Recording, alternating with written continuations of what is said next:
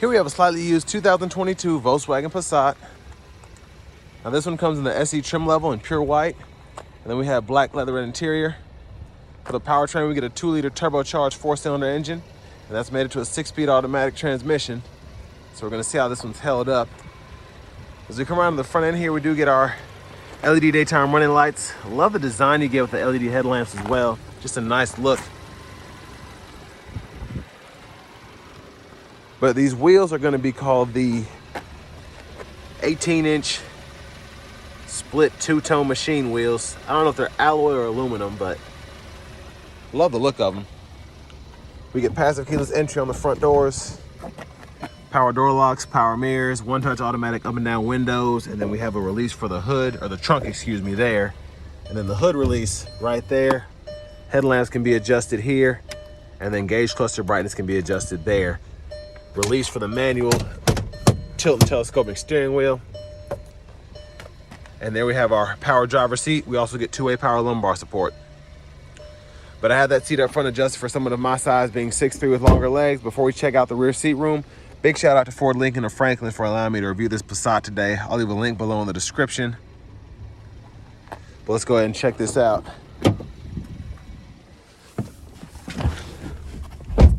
So very spacious back here. I'm actually quite a bit surprised. I mean, my knees aren't touching the back of the seat. Again, that's adjusted for my driving position. Seat back pockets are on both sides, and then rear AC vents, 2 USB-A charge ports there. And there's a view of the front from back here.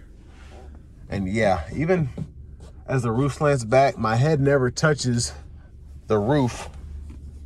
So that's, again, I'm impressed by the space back here. 2 bottle holders there. And then we have a grab handle along with a hook. We can hang maybe a plastic hanger hook, but definitely at least one metal hanger there. And then we're coming around to the back end here, excuse me. And just look at that rear end. Let's go ahead and pop the trunk there. And there's the storage space, pretty good space behind the second row. And then we do have a spare tire down there with a jack and such. And then we can pull this here to lower the rear seat if we so choose. But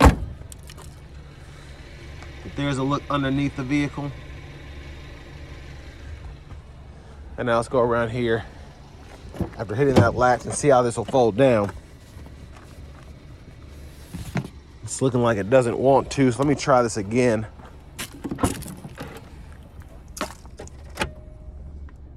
So that's supposed to, I reckon, fold that side down. And this one, I don't know what happened here. I guess it came loose from where it was. So we'll just try this right side.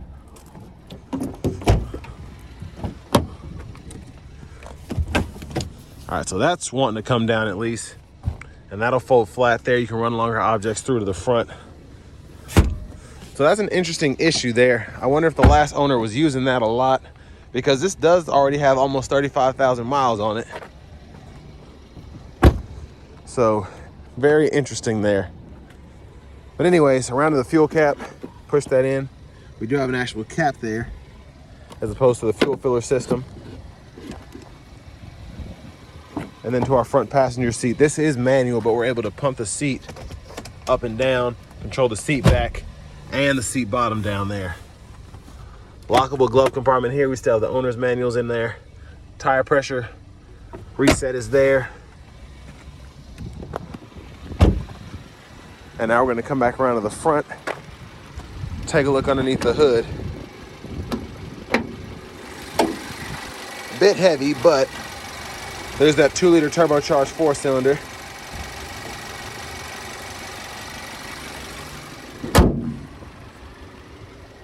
But now let's go ahead and hop on the driver's seat.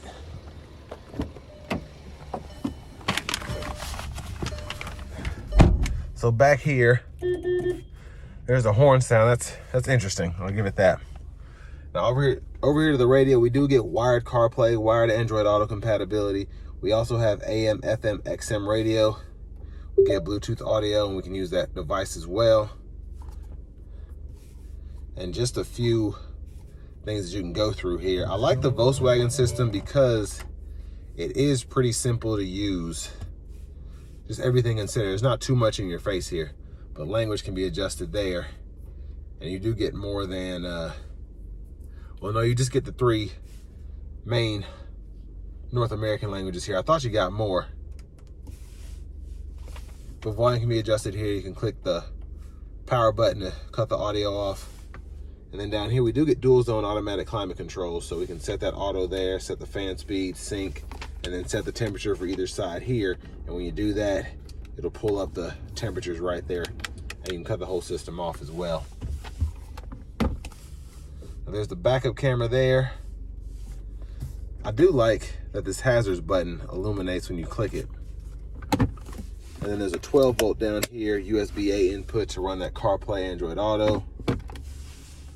And then, yeah, 3-stage heated seats. I don't remember if I mentioned that or not.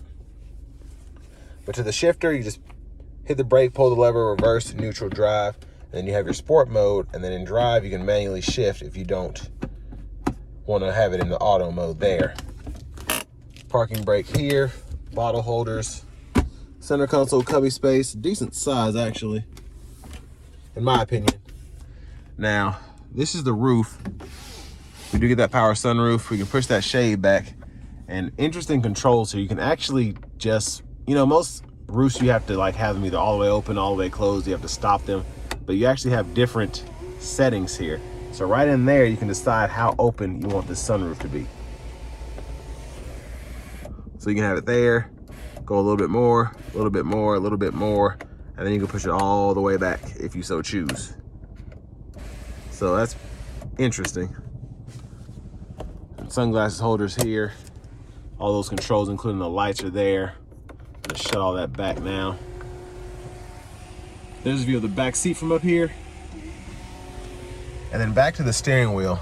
Cruise controls and all that's here. I'll show you how that works on the interstate when we test it out. Volume controls are here, track lists are here, and then you can use this to go through the gauge cluster, and you can go through the sub-menus of the gauge cluster by clicking these buttons. And then you have a voice recognition and then a phone shortcut there. So within there, you can go within certain menus, turn certain things off. You can change your language here. So I guess that's just for the, I don't know. That's interesting that you can have all of these different languages in the gauge cluster, and I don't know if it actually does that on the screen there. There's a helicopter flying over me. But in here, you can also go ahead and change your units if you so choose from US to metric there. But behind the steering wheel, left side, blinkers, high beams, turn those off, flash. And then that's the lane assist system there.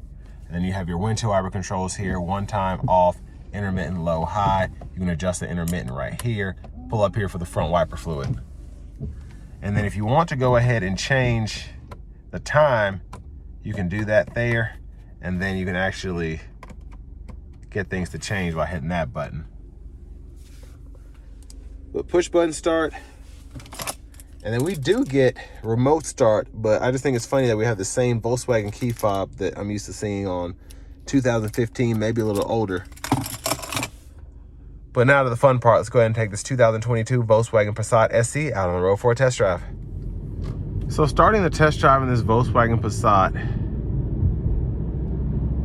pretty easy to drive. I've leaned the seat back quite a bit so you all can kind of see the whole interior here, but the 2-liter is pretty stout, and having a 6-speed automatic just makes it easier to get up to speed without having to shift too many times with maybe an 8-speed, 9-speed, 10-speed. But I do like that we can manually shift that as well as use sport mode to kind of liven it up a bit. But so far, the driving dynamics are nice. Ride quality is good. It's just what you'd expect from a standard car. But all in all, I mean, again, it's just driving normally, so not experiencing anything that would cause me to think twice about driving this thing. And with 35,000 miles, that's not bad.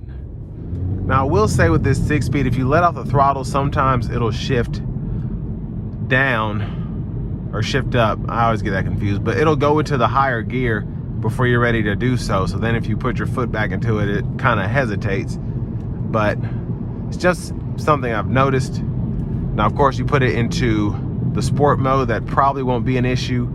And then also just manually shifting, that shouldn't be an issue either.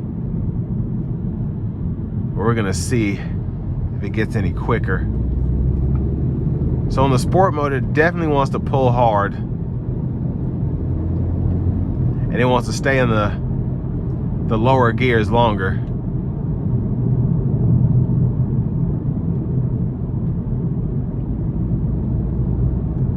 But the turbo pull in this is pretty fun.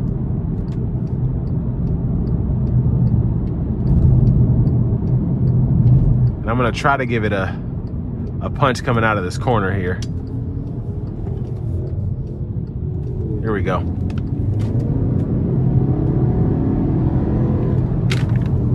Yeah, so it gets up to speed pretty quickly. I'm gonna put it in the manual mode and then I'm gonna see how it shifts.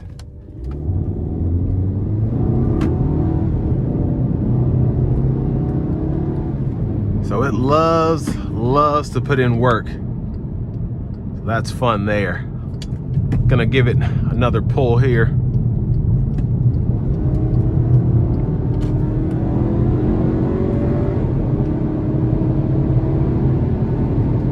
So yeah, real quick, I'm gonna put it into the standard drive mode now, and then I'm gonna turn on the cruise control.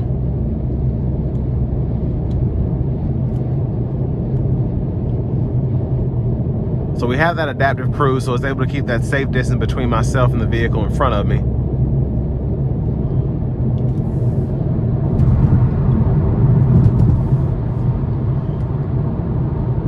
And the lane keeping assist system is on. So it's not a lane centering system, but it does keep you in the lines.